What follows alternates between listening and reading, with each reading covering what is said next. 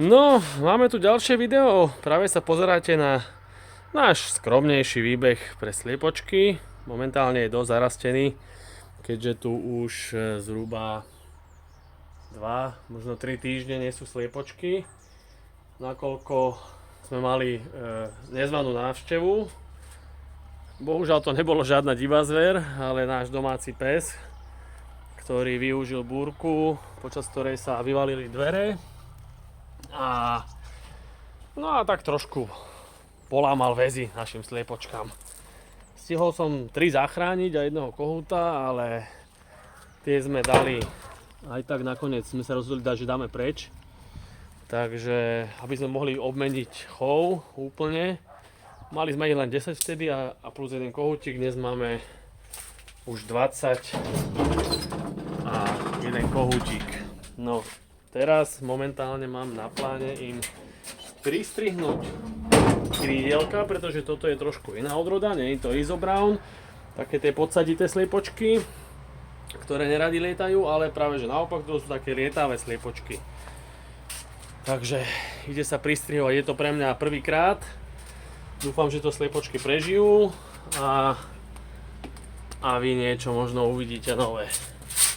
Takže ja si nachystám takto kamerku a idem pre prvú slečnu na strihanie.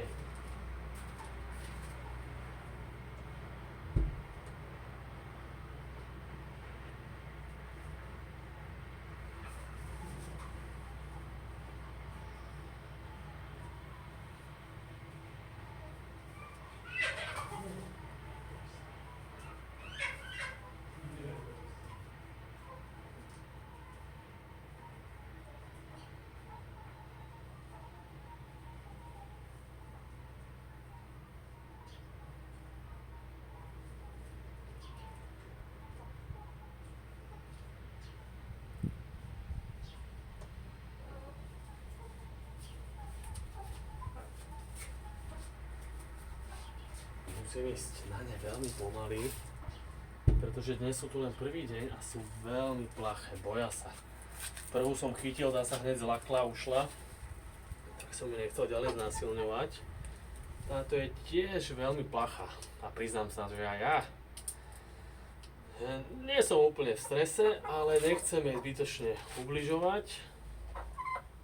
No, musím si ho lepšie chytiť. Dobre. Tak.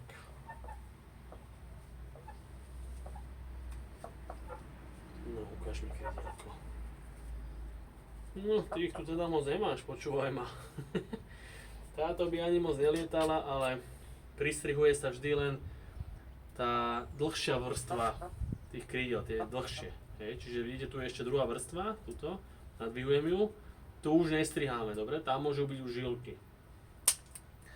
Ten zvuk pri tom strihaní je taký hnusný, pretože to krídlo je predsa pevnejšie, ale netreba sa ničoho báť, nie je tam žiadna živé, nič živé v tom nie je, je to čisto len krídlo, ktoré im slúži, aby lietali, ale neboj sa.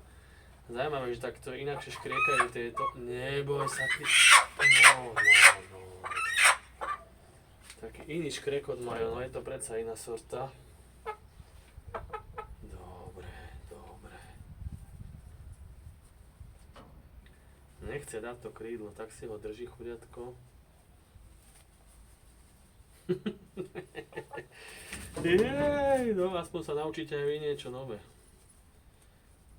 Tak, ukáž mi. Takto, dobre.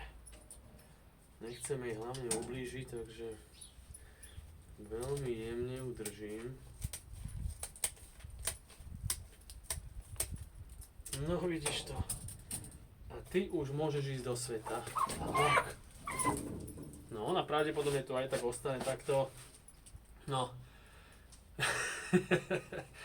Chuďatko také vypelichané jemne.